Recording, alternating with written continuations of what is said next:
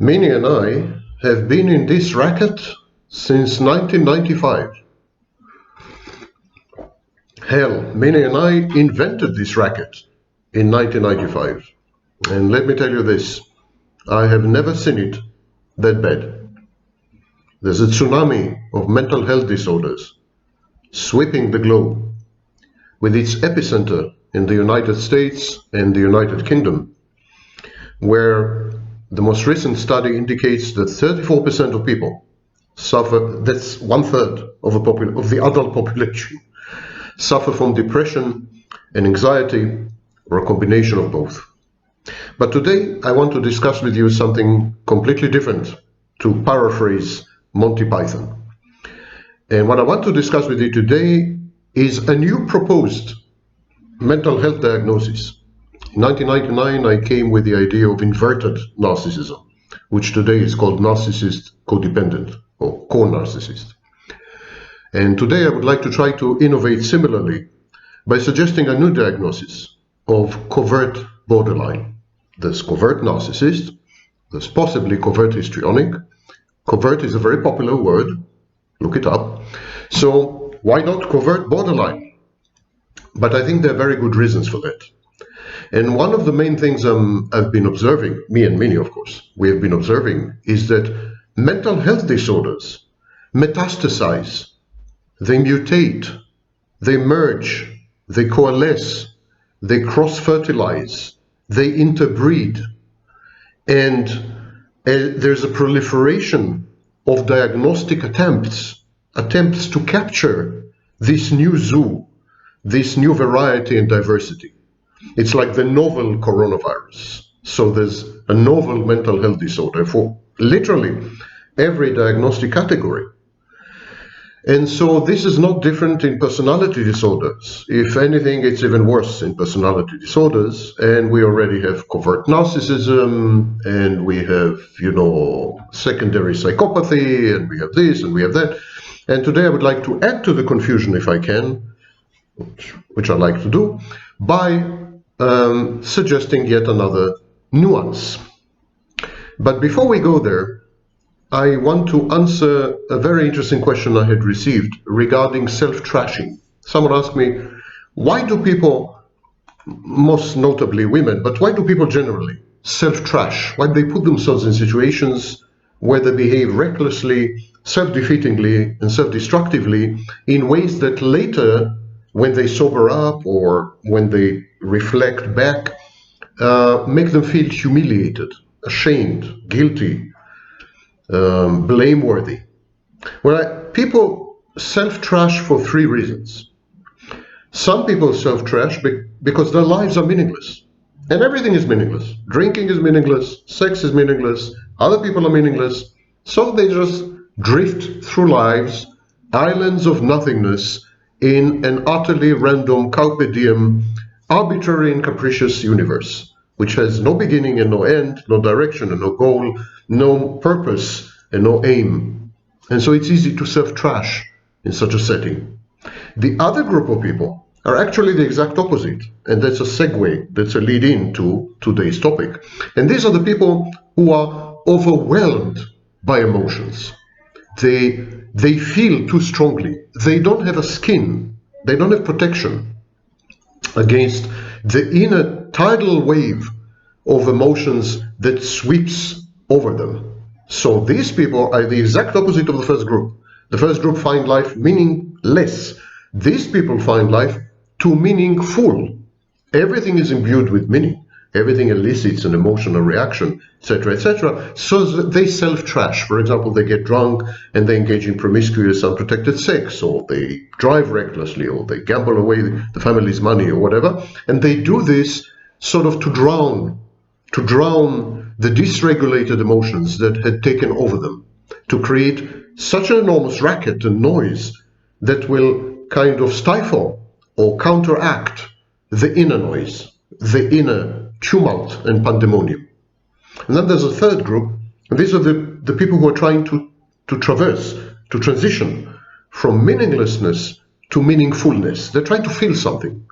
They're trying to emote. They're trying to feel alive. They're trying to feel love. They're trying to feel something. they know they know about the existence of emotions, but they've never emoted in the full sense of the word. And they're jealous, they're envious. They want to emote also.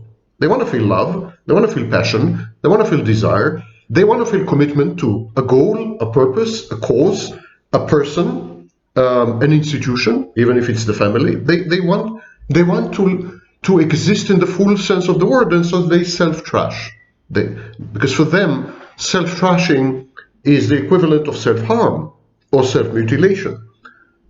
People cut, people who cut or burn themselves with cigarettes, they do that in order to feel alive, or in order to drown the din and noise of their emotions. In both senses, they belong either to group 1 or to group 3. So this is the short and long of my answer to this question. Now, today we're going to discuss a new variety of borderline. Some of you are aware of the existence of a suggested diagnosis called shy or quiet borderline. The shy and quiet borderline is a person, man or woman, with borderline personality disorder, but she internalizes all the processes that a classic borderline externalizes. So if a classic borderline would be aggressive towards people, for example, an intimate partner, the shy or quiet borderline would be aggressive towards herself. She's much more likely, for example, to commit suicide. So we say that shy or quiet borderlines act in, while classic borderlines act out. Now, covert borderlines are like classic borderlines. They act out. They act on other people. They affect the lives and the emotions and the well-being of everyone around them. But they do it very differently to the classic borderline, which is the reason I'm out with this suggested new diagnosis. I think the existence of the covert narcissist has been borderline has been largely overlooked, because the covert borderline is very frequently confused with a narcissist or with a psychopath, a secondary psychopath. The covert borderline is usually a male, and that also made it very difficult to come up with a new diagnosis. First of all, there is gender bias in psychology. There are whole diagnostic categories which are assigned almost exclusively to women. So if you say borderline, the immediate reflex is woman. Borderline, female. So it's very difficult to conceive of borderline in the context of a male. In the context of a male, you would tend to think about narcissist or psychopath, not about borderline. So covert borderline, if and when it becomes diagnosis, would probably be diagnosed mostly among male borderlines, while the classic type of borderline is still being diagnosed largely among women. But how do you tell a covert borderline from a narcissist or a psychopath before we go into the diagnosis itself? Well, recall the penultimate video I made, the one before the last. And that video suggested or tried to edify you on how to tell apart a narcissist from a psychopath from a borderline. And the trick is very simple. Stability. A narcissist has one island of stability, and everything around is chaos. So he has a stable family, but a chaotic career. He has a stable career, but a chaotic family life. He divorces 6 times and has 19 children, half of which are illegitimate. So this is the narcissist. One island of stability surrounded by a maelstrom, surrounded by raging oceans and seas of chaos, disorder, tumult, and mess. That's a narcissist. The psychopath, everything is an ocean. There's no island. Every dimension and aspect of the psychopath's life is utterly, irredeemably, irrevocably, and ineluctably disordered. The psychopath's life is just so messy that it cannot be even arranged on a timeline. It makes no sense. There's no aim, no purpose, no direction, no goal, no guiding principle, no organizing principle, no hermeneutic principle, something to explain, nothing. It's just total, random, capricious, arbitrary chaos. That's a psychopath.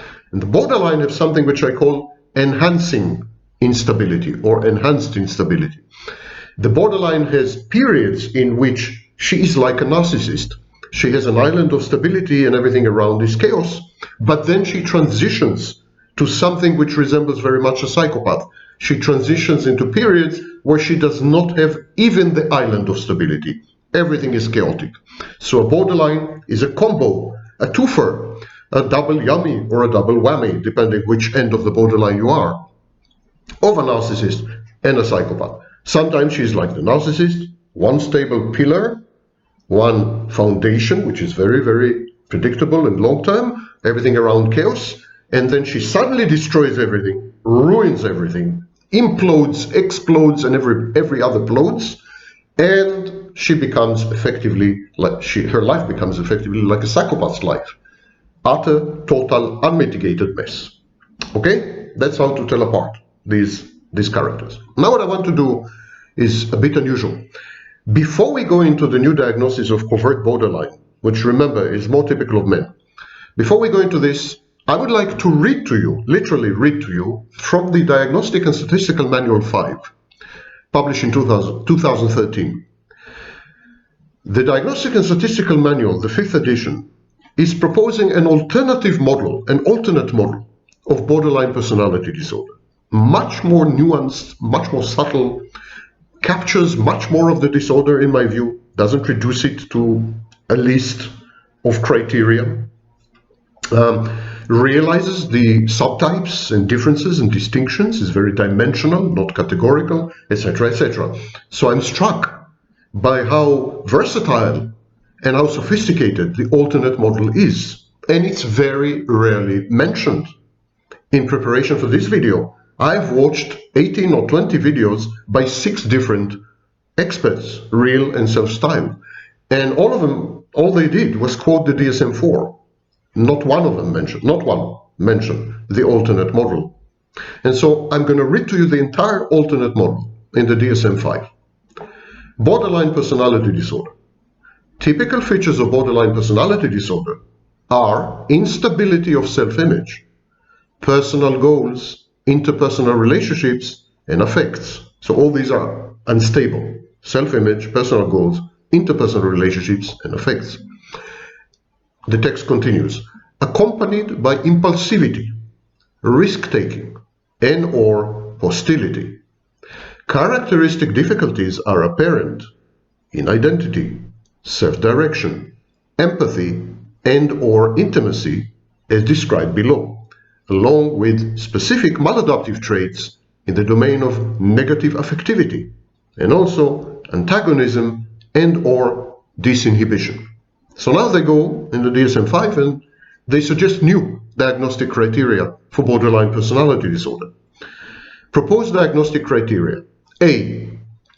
Moderate or greater impairment in personality functioning, manifested by characteristic difficulties in 2 or more of the following 4 areas.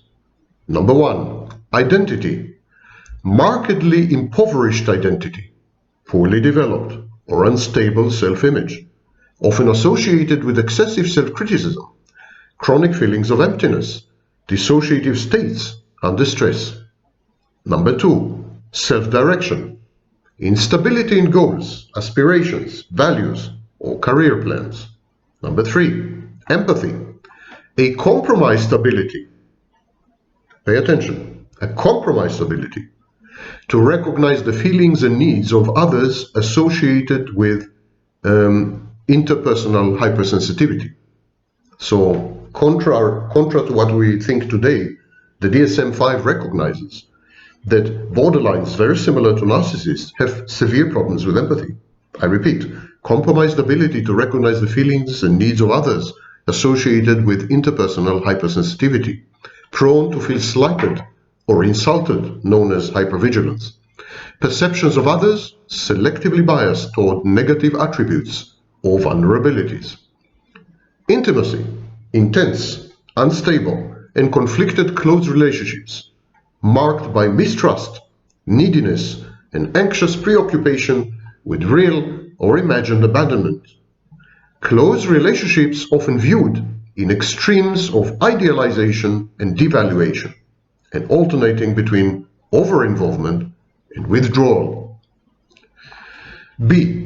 4 or more of the following 7 pathological personality traits, at least one of which must be number 5, impulsivity, number 6, risk-taking, or number 7, hostility. So here they have new diagnostic criteria. And to qualify as a borderline, you must have impulsivity or risk-taking or hostility. If you don't, you're not a borderline. So here are the criteria. Number 1, emotional ability, an aspect of negative affectivity, unstable emotional experiences and frequent mood changes, emotions that are easily aroused, intense, and or out of proportion to events and to circumstances.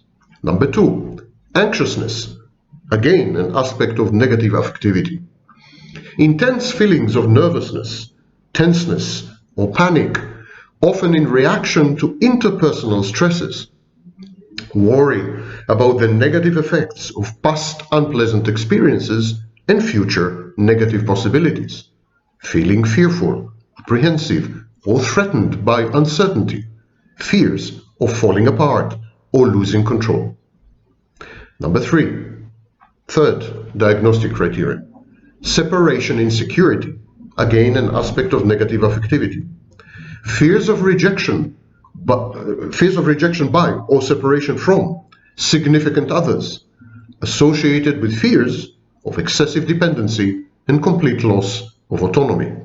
That's very important. It's a change from the DSM-4. What they're saying is that the borderline simultaneously is afraid of abandonment, but also afraid of intimacy, because she perceives intimacy as being engulfed, as being digested, as vanishing. She perceives intimacy as merger and fusion, as becoming someone's extension, as disappearing. And so she's terrified of both falling in love and being intimate, and of not falling in love and not being intimate. Can you imagine? Number 4, depressivity, an aspect of negative affectivity, frequent feelings of being down, miserable, and hopeless, difficulty recovering from such moods, pessimism about the future, pervasive shame, feelings of inferior self-worth, thoughts of suicide, and suicidal behavior. 10% of borderlines commit suicide. Number 5, impulsivity, an aspect of disinhibition, acting on the spur of the moment in response to immediate stimuli, acting on a momentary basis, without a plan and without consideration of outcomes, difficulty establishing or following plans, a sense of urgency and self-harming behavior under emotional distress.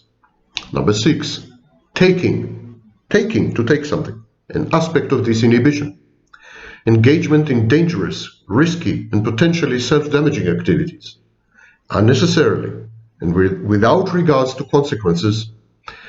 I might add here, it's not in the text, but not only without regards to consequences, but without regards to the effects these kind of actions are going to have on your nearest and dearest, loved ones, intimate partners. They don't care.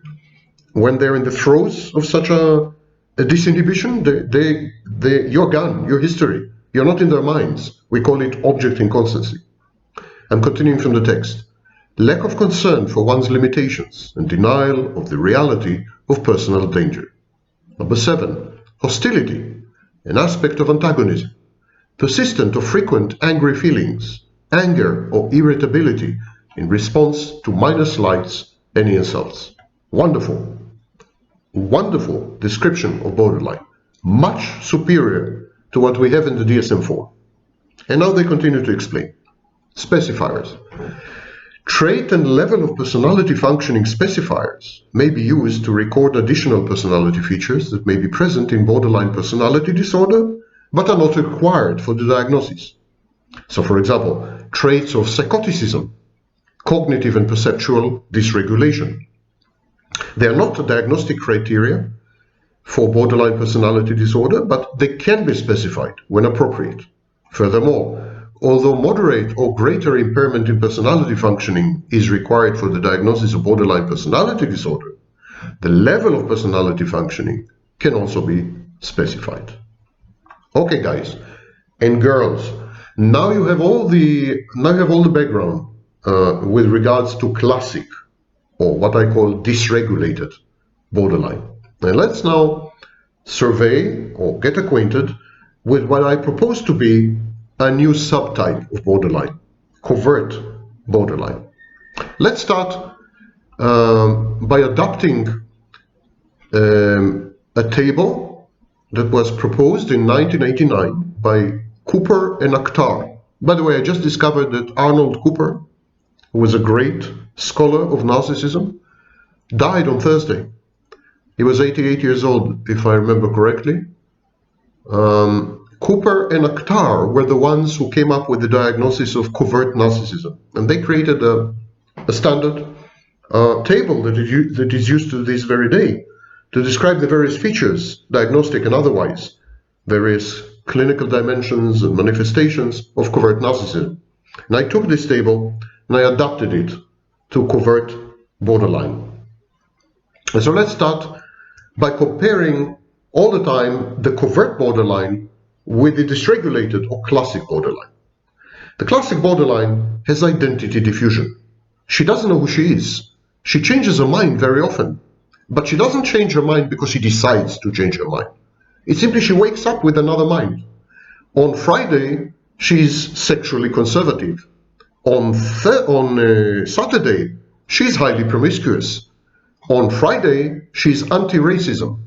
On Saturday, she got insulted, or she thinks she got insulted by a black man, so she becomes a racist. There's no core. There's no stable nucleus. There's nothing you can point to and say, this is she. This is never going to change. This is immutable. Everything is in flux. Values, beliefs, cognitions, emotions, consequently memories even. She rewrites and reframes memory. So constantly there's something called identity diffusion or identity disturbance. This is not the case with the covert. The covert has stable identity. Number two, the classic borderline feels inferior. She has what Adler called an inferiority complex. The covert borderline has a false self, exactly like the narcissist, and he is grandiose. Number three, the classic borderline has morose self-doubts. She constantly blames herself. She constantly feels that she's wrong. We say that she has ego dystony or ego discrepancy, some kind of wrongness to her. She feels that her emotions are wrong. The way she reacts to her emotions is wrong. Everything is wrong. And she has autoplastic defenses. She would tend to attribute to herself blame, shame, guilt, and imputed responsibility for anything bad that's happening around her. She's going to say, all I'm good at is traumatizing people. I constantly hurt the people I love. I was a bad mother. I was a bad wife. And so she has autoplastic defenses that attack herself. And this is common also of the shy or quiet borderline. The covert borderline is preoccupied with fantasies of outstanding love. He is absolutely immersed in romance, in perfected love. So he's a kind of like the typical consumer of romance and erotic literature. A knight in shining armor on a white horse, if it's a woman, if the covert borderline is a woman, and if the covert borderline is a man, then he would tend to idealize any potential partner to the point that their love affair would be the biggest love story ever. Those of you who have seen the movie Love Story. And there's an undue sense of uniqueness. The covert borderline feels unique and feels entitled. And consequently, he has exactly the opposite of the classic borderline. He has alloplastic defenses. He would tend to blame others for his misbehavior, for being aggressive, for being hurtful, for damaging things, for destroying things. He would always invent a story, a narrative, a script where he was actually victimized. or where he had no other choice but to behave the way he did. He was left no choice. He was cornered.